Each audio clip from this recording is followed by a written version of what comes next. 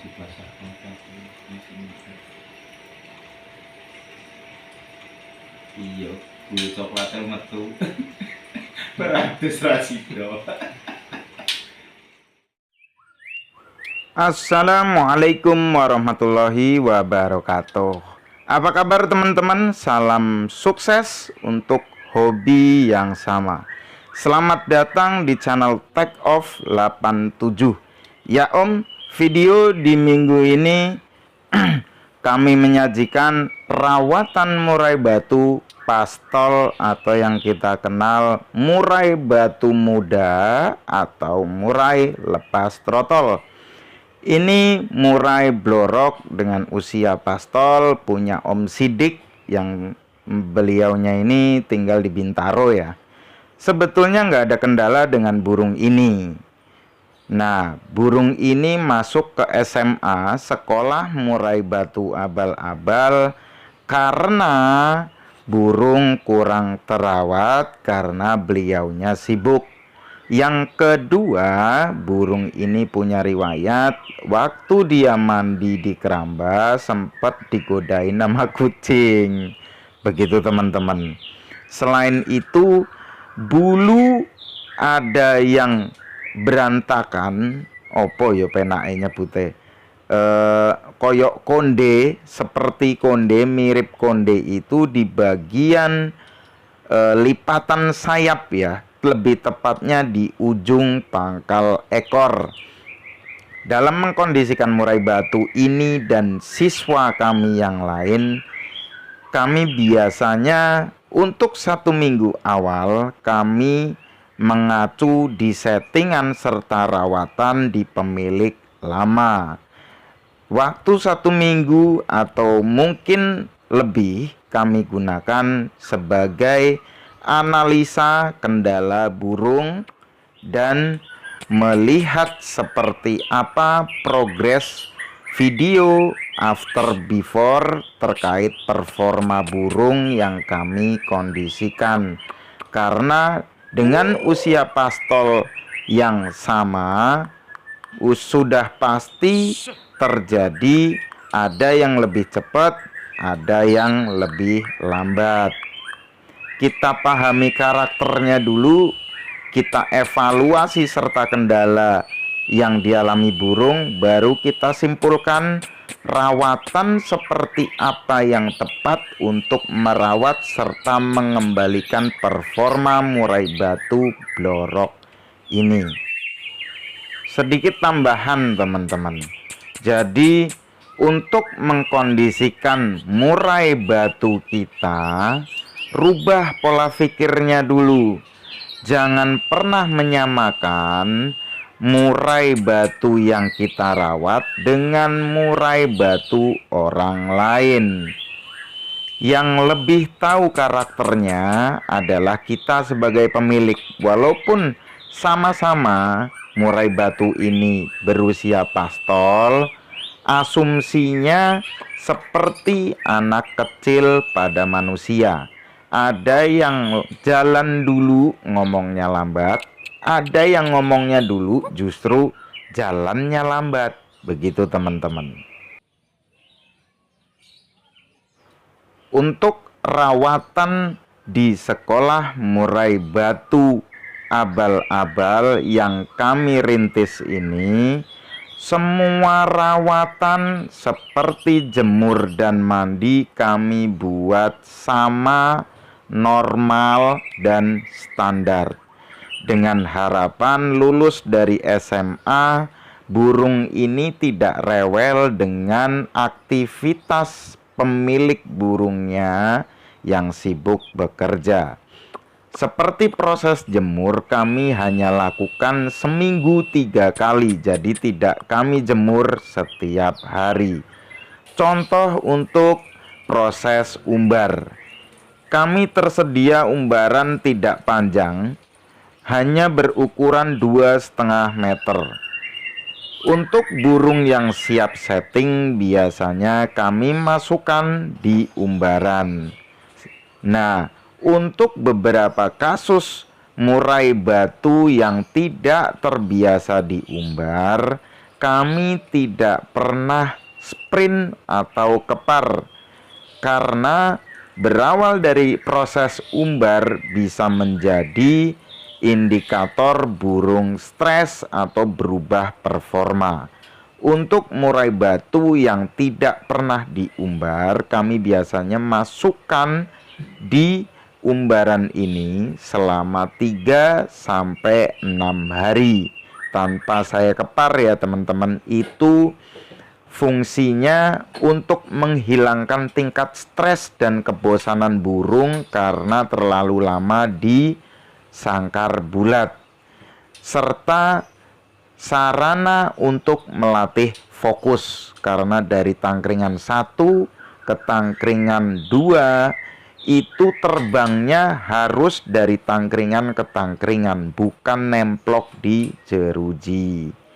Yang ketiga, umbaran difungsikan melatih stamina serta merenggangkan otot-otot serta organ dalam burung yang tidak terbiasa ruang geraknya itu luas. Karena berapa sih ukuran sangkar harian ya kan? Salah satu kebersihan dan kegiatan membersihkan sangkar itu menjadi prosedur di sekolah murai batu abal-abal dengan tujuan meminimalisir sakit yang terjadi pada burung yang kita kondisikan atau kita rawat.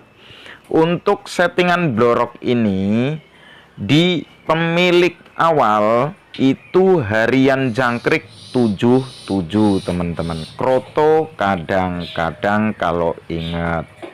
Lalu untuk mandi sendiri burung ini di keramba ya teman-teman.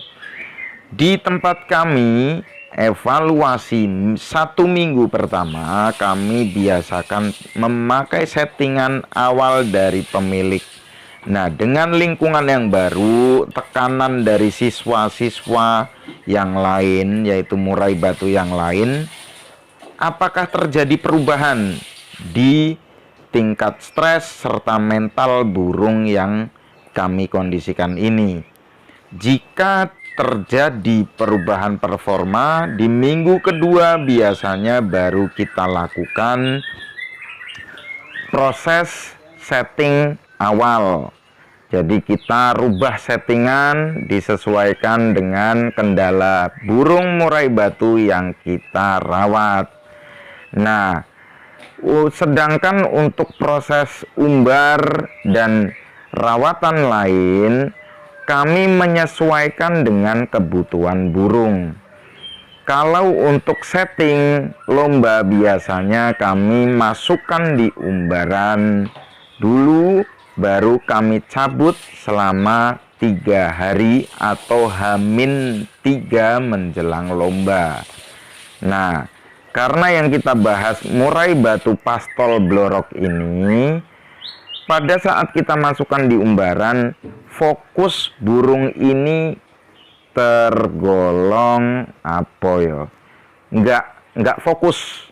Karena terbangnya ini nemplok di kawat, bukan dari tangkringan ke tangkringan. Nah, Senin ketemu Jumat berarti ya 1 minggu, ketemu Kamis, Jumat 1 minggu, karena saya gantang itu hari Minggu, berarti saya cabut itu Kamis. Nah, selama Kamis sampai dengan Minggu itu sudah kami kondisikan di sangkar harian bulat teman-teman. Baru kita lakukan setting. Untuk settingan murai batu pastol blorok ini ketemu di jangkrik harian itu 5 pagi 5 sore. Kroto kami buat 1 sendok teh sebanyak 2 kali dalam 1 minggu. Untuk tipikal jemur, burung ini akan lebih maksimal dan performanya itu lebih bagus ketika burung ini porsi jemurnya tercukupi teman-teman. Nah, settingan murai batu pastol itu ketemunya di situ teman-teman. Nah, ini ketika di umbaran setelah beberapa hari terbangnya sudah mulai fokus, teman-teman. Jadi, menentukan titik fokus satu ekor murai, kita lihatnya pada saat proses umbar. Seperti apa terbangnya murai batu yang kita rawat ini? Dari tangkringan ke tangkringan kah? Atau dari tangkringan nemplok di kawat? Begitu teman-teman. Jadi jangan sampai hanya karena kita kepengen staminanya bagus, suaranya kenceng, kita lakukan kepar atau sprint. Sprint dan kepar boleh, tapi untuk catatan pentingnya jangan terlalu diporsir teman-teman, karena banyak murai batu di lapangan itu asumsi teman-teman kicau, wah staminanya kurang nih, nggak ngejar. Padahal di sisi lain bukan staminanya yang kurang bagus, tapi burungnya kecapean teman-teman. Nah, selama di umbaran burung akan nyeting dirinya sendiri. Dari mulai mandi, dia mau sehari 2 kali atau 1 kali dalam 1 minggu atau dalam 5-6 hari itu seperti apa, burung itu sendiri yang menyeting porsi mandinya. Nah, H-3 baru kita cabut. Untuk burung ini H-3 waktu saya lombakan ya, settingan porsi jemurnya tidak tercukupi karena seperti teman-teman ketahui, di bulan Januari ini hampir setiap hari itu mendung dan hujan. Nah, selama 3 hari masuk sangkar harian, burung ini tidak kena jemur. Bahkan saya sempat ragu untuk melombakan. Tapi karena burung ini sudah 3 hari H-3 udah kena setting, mau tidak mau kita harus lombakan. Karena kemungkinan buruk terjadi di burung yang sudah kita setting siap lomba, kalau tidak dibuang birahi dan emosinya, yang terjadi burung itu akan cabut bulu atau ciak bulu dan galau. Begitu teman-teman. Jadi resikonya itu tinggi karena emosi sudah pasti naik, birahi udah kenceng, tapi kita batal lombakan burung ini. Kalau misalkan memang betul-betul urgent teman-teman nggak bisa melombakan burung ini karena satu hal atau kesibukan, masukkan dalam umbaran, nggak usah dimandikan lepek segala macam, cukup cukup kita masukkan di umbaran tanpa dikepar. Nanti burung biasanya mandi. Nah, untuk EF yang tadinya sudah masuk setting, jangan dienolkan, tapi kita dropkan jadi 5 misalkan di jangkrik tanpa ulat dan kroto. Itu biasanya saya lakukan selama 2 atau 3 hari untuk burung yang tidak jadi saya lombakan. Ini dari minggu ke minggu, alhamdulillah perubahan murai batu pastol ini sudah mulai menunjukkan respon yang bagus, stamina yang sudah lebih baik ketimbang kondisi sebelumnya. Nah, respon melihat lawan atau respon ketika murai batu pastol ini mendengar suara murai batu lain sudah mulai bagus. Emosi dan birahi juga kami amati lebih stabil. Nanti masalah materi di SMA itu free pemasteran. Jadi selama burung kami rawat dan kami kondisikan, burung tidak lepas dari pemasteran. Begitu teman-teman. Harapannya selama belum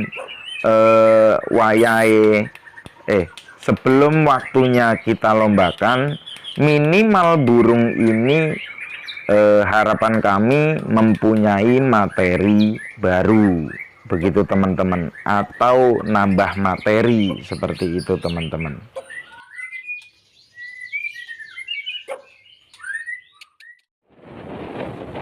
Ya, setelah murai batu pastol Blorok ini melewati proses rawatan yang kami lakukan di sekolah murai batu abal-abal, tibalah saatnya murai batu pastol ini kami tes kegantangan ya teman-teman. Seperti apa performanya, seperti apa staminanya ketika dia dilombakan, seperti apa ketika dia setting tapi ada poin penting yang tidak tercukupi seperti yang saya sampaikan dari porsi jemur. Ya, kita final itu tentukan settingan itu mau kita pertahankan, kita maksimalkan atau kita rubah setelah digantang. Ya, cukup sekian, semoga bermanfaat. Salam sehat, bahagia, dan sukses selalu untuk kita semua. Assalamualaikum.